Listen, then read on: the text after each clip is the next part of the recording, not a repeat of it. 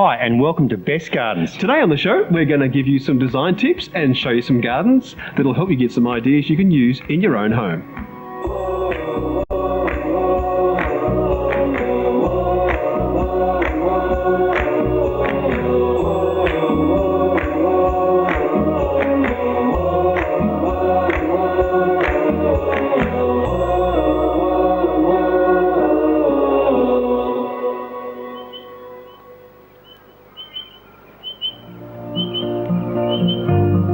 I'll show you a small garden landscape design in Rose Park, Adelaide. And I'm going to present a contemporary garden design I created in the eastern suburbs of Melbourne. And walk you through this amazing garden here in Springthorpe, Melbourne. You are going to be very inspired.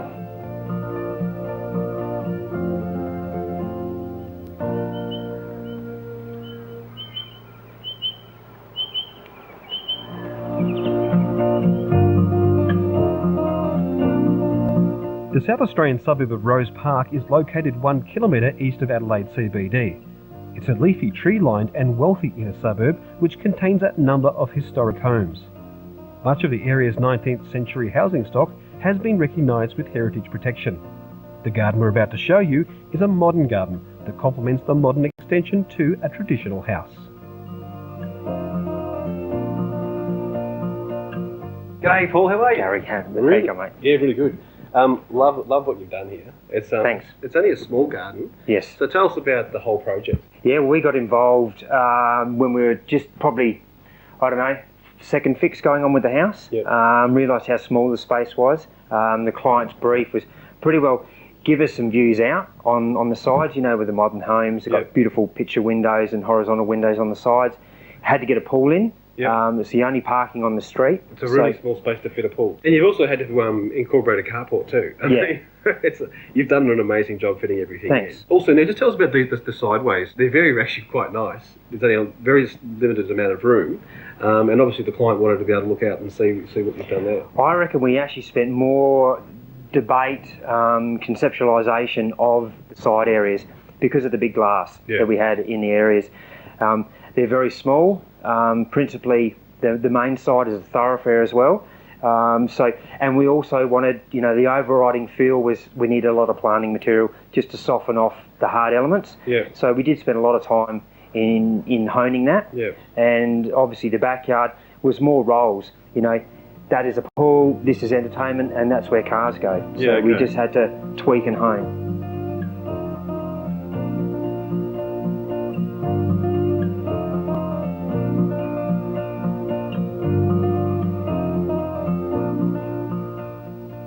The pool garden itself, there was a lot of tweaking of the area. First and foremost, we wanted to give the family obviously the largest possible pool, and they had their dimensions that they wanted to work to. I felt that really wasn't appropriate if you also wanted to get the screening and the beautification of the space. The whole idea of the trees, especially to the west, is to take that hot Adelaide western sun off from 2 or 3 o'clock onwards. And realistically, the client's brief was we want to screen out as much as possible. So we've teamed the purple upright plum, Prunus frastra ochre crimson spire, with the Morea paniculata. So you've got the red with the green. And on the back fence, we've reversed it. We've got the green with the red new growth of the dwarf lily pilly. In time, we'll really start to break that up. The house is situated in the leafy eastern suburbs of Adelaide. The brief from the client was fairly particular, and my overriding wish was to keep the front pretty classical. She was the ugly duckling on the street. They'd done a lot of work on the facade, the new tessellated, the repoint, the roof, really to bring her up to standard.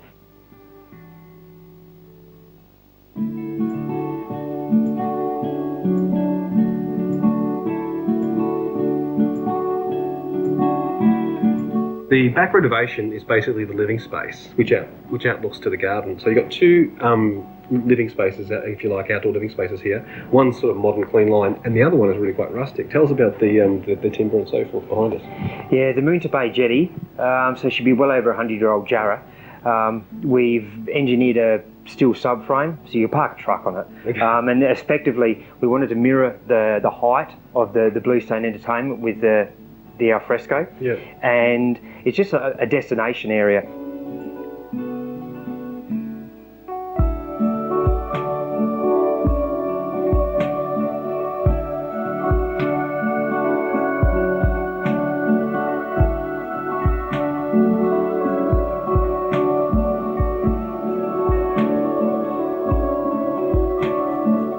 The timber itself, I believe, is from Moonta Bay Jetty. Moonta Bay is a coastal town up on the Gulf, and we've, on a few of our projects, used the likes of semaphore jetty timbers, and most jetties obviously go through process of renewal and repair, and it's good when that happens, because then you get to procure something like that, and realistically, you can't create that overnight. So to have that intrinsic charm and that, it's like an old Chesterfield. And the most important thing is, spill a glass of red or, drop a chop on it, you're not going to do any damage to it. But because of the size of the property, I felt pretty strongly that we needed to somehow be able to incorporate an extra area for people to hang out. So, it'll seat a few people. If they have a soiree, you can move the furniture off it. And, it just gives you somewhere else to stand and entertain. But principally, one of the major roles, as you've pointed out, is the whole back of the house is glass. So we really wanted to have something you could enjoy from being inside. You don't have to be outside. And it's got an inherent beauty with that timber. So it really does. It really looks great next to the modern clean lines of the bluestone.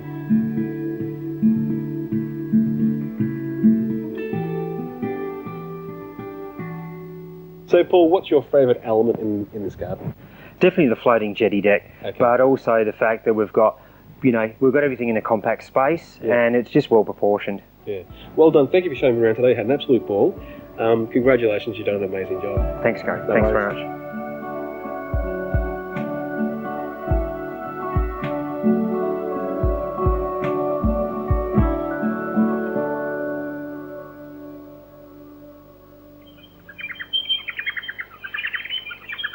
If you're looking for a garden professional, then don't settle for second best. If you're in Victoria, go to the Landscaping Victoria website. Or if you're from anywhere else in the country, go to the LNA website to find a garden professional that can help you get the best result for your outdoor space. This home garden is situated in the Melbourne suburb of Caulfield, 12 kilometres southeast of Melbourne CBD.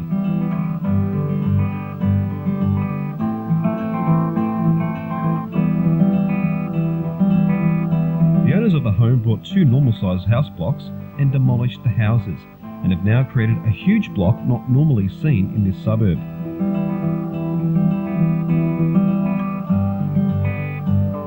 So tell us about your favourite part of the garden. What part do you use the most? It's hard to pinpoint a specific area. I love the whole garden. I've just actually found my favourite area is the front guest room. We just open up our blinds. I've never opened them before. We open the blinds and you're faced with these beautiful flowers with the timber slats, which are part of the feature of the house. And it's just, you feel like you're on a holiday when you look out to that.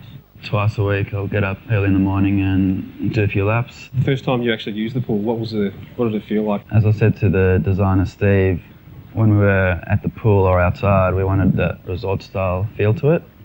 And so when you're in the pool, you actually don't feel like you're at home. You could be on an island somewhere else. So tell us about the entertaining space. How do you use that and how does that work?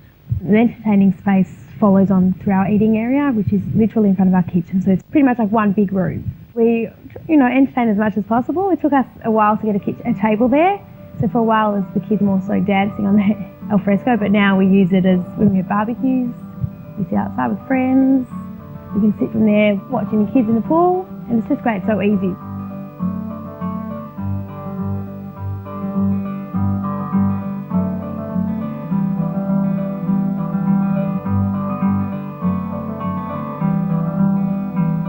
Grew up playing a lot of tennis, so always was a dream of mine to actually have one at home. And so now I probably play 3 times a week with a few mates, doubles twice a week, singles once a week. And who's winning these days? Trying to win as much as I can. Just got one bloke which has the edge over me a bit, but trying to get in. The house is cutting-edge modern design, and our very own Steve Taylor has created a garden to match the architecture of the home. My introduction to this project was actually through the architect and the builder. I'd seen the plans, I'd seen the house, I'd fallen in love with the house straight away, and meeting them for the first time, I got to say I was a little shocked. They were a bit younger than I expected them to be, but you know, hats off to them. They've got a vision and a dream, they work hard, and they deserve everything that they've got. Although this garden is minimalistic and very simple from the exterior, the attention to detail and the technical construction skills involved to create this garden were of the highest standard. Stepping through the front gate, I really wanted people to walk in and not look at one particular item and say, wow. I wanted them to look at everything together, and that's what makes them say, wow.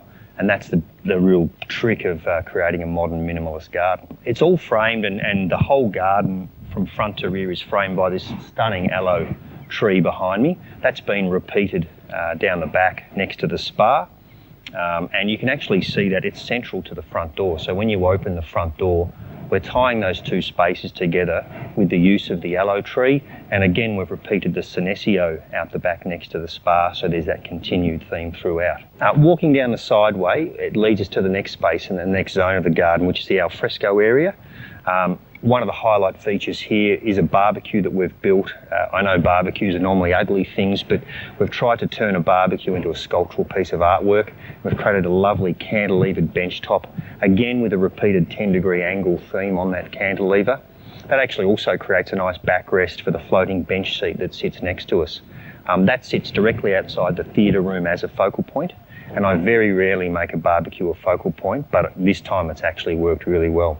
Hayden and Rebecca were absolutely fantastic during the process. I guess I was lucky because they trusted me and they let me run with the design. They had certain elements such as safety, security from the front street. They wanted it to be useful as far as the tennis court and the lap pool goes. But apart from that, I was left up to my own devices to create the design. They obviously liked what we came up with because they let us run with it. And they did, I guess, put their trust in me, and I really tried to respect that trust and deliver a garden that they would love, and one that I'm definitely proud of. I reckon Steve has really nailed this project. I love the modern simplicity of the shapes of the garden and the choice of plantings.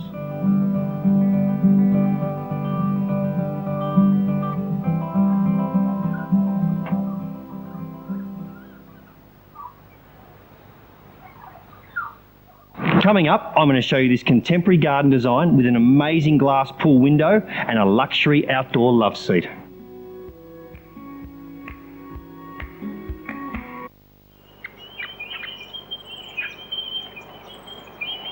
Welcome back. If you're considering creating a modern space for your garden, here's a garden that's full of inspiration.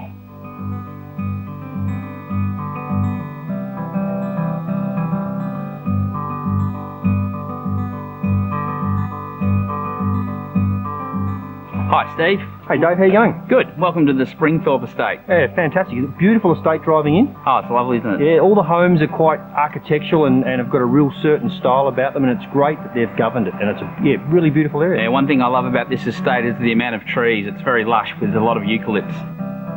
And tell us about this job. Danny and Rod bought this place a few years ago. They bought it as a display home, so it was all finished and it looked lovely, but they were after a pool. Yep. They had a tight space for a courtyard, and they called us in to see what we could do. It's quite a spectacular pool, so let's go in and meet Rod before we go and have a look at it. Can't wait, let's go. Okay.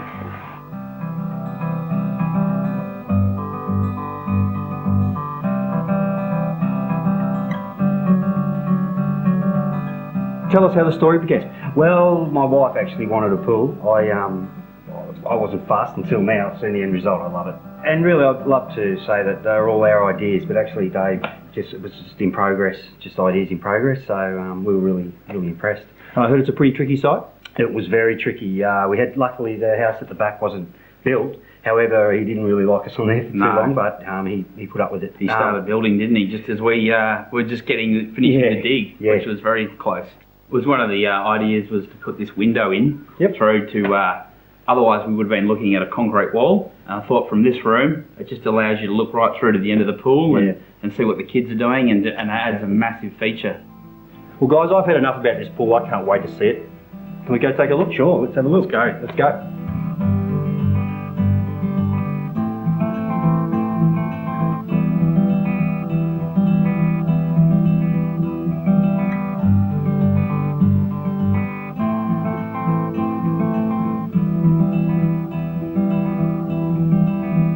You guys were right. This is a spectacular pool, and this acrylic window absolutely rocks. Thank you. Yeah, thanks, Steve. What else is going on in the garden? You've got the alfresco area that I can see, and a bench seat that we're touching on. Yeah, that's great. Or in summer we get out there on that day bed. It's just great. And I like to barbecue, so I barbecue every second night all year. So that's allowed me to do that. The alfresco was part of your scope of work. Yeah, it was. Yeah, there was a small alfresco, but we pulled that off and restarted it and incorporated it into the back doors here too. Tile selection? My wife Danny, she really wanted the smaller tile, and they showed us a great there's oak selection. So that's the one we decided. It looks really good in the sun. Sort of, you get a nice glimmer. So what sort of tiles are they? They're swimple glass mosaics, and they've got a bit of a pearl finish on them, so they really shine off in the sun and with the pool lights, as you'll see a bit later. And is it the tile that makes the watercolour the beautiful blue that we see today? Yeah, it's reflecting the sky, so that's what gives it that nice light blue, really crisp look. It's a feature light box that I can see to the rear. Yeah, that was just something that we came up with that I thought would be an interesting way of lighting. Just, you know, people have done a lot of stone, a lot of render, so we just wanted to add another element, and we've used a piece of frosted glass with LED backlighting. And the retaining walls, do they have any other purpose other than plants? Because I can't see a pool fence anywhere here. This Perspex window acts as the pool fence, which is great because you don't want to look through another glass fence through to this fence. Okay. To be pool compliant, Steve, we've got to be 1.2, which this is about 1.6. Yep. And we've got to have no ledges, otherwise you can have this angle you can see here is raked on a 60-degree angle. And that makes non-climbable. Okay. Yep. It's quite a lush looking garden, it's quite new. What sort of plants have you used? There's a lot of hardscape with the pool and the paving, so it didn't leave a lot of garden space. So that's why we wanted a lush feel. So we've used water houses as a screening plant to screen out next door, because there's a lot of two-storey places in this estate. So they're doing a good job of screening out. And good native screening? Yeah, and it gives it a feeling of depth and space. And what about the underplanting? With the underplanting, we've put in Liriope giganteum, which is nice lush green foliage. And we've got some Strelitzia, Reginae. And on the back fence, we've got Star Jasmine. Okay. And a couple of big cycads. Yeah, a few cycads in. Yeah, that sort of frames the pool. Yeah. And a few friends fell out of the woodwork, did they, when you put the pool in? Oh, yeah. They often joke, are you home? If you're not home, we're going to jump in. We're coming anyway? Yeah, that's right, and they do. It really adds value to the home from a livability point of view and a lifestyle. Yeah. So, as far as the investment goes, are you happy with where you've gone? Oh, yeah, look, I actually still can't believe they did what they did in here. I couldn't see it. I had no vision, but I've just said, all right, whatever Dave says goes, and it worked out amazing. Yeah, I mean, I think it's tight for space, being the block's not huge, but we've used every inch of space, you know. It looks spectacular. I can't wait to see it at night time as well. So let's maybe go up and have a look at the alfresco area. Great. Take a look around. Okay. No worries.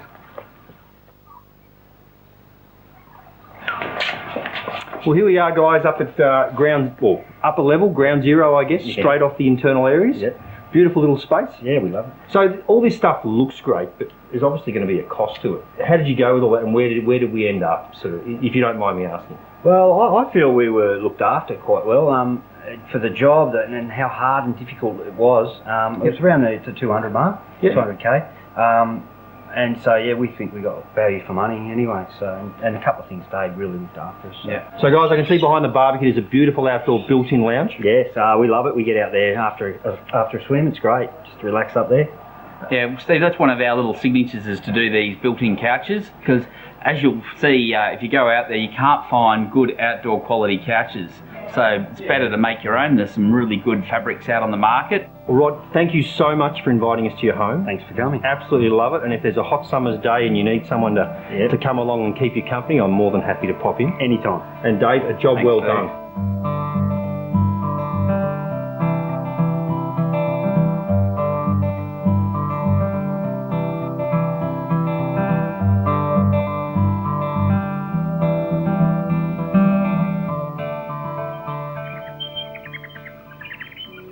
Thanks for being a part of the show. See you next time.